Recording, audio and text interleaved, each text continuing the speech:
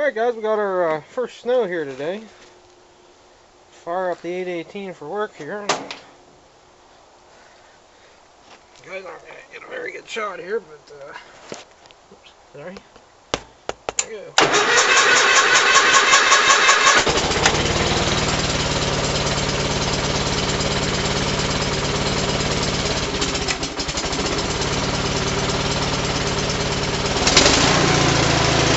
Pretty darn cold out.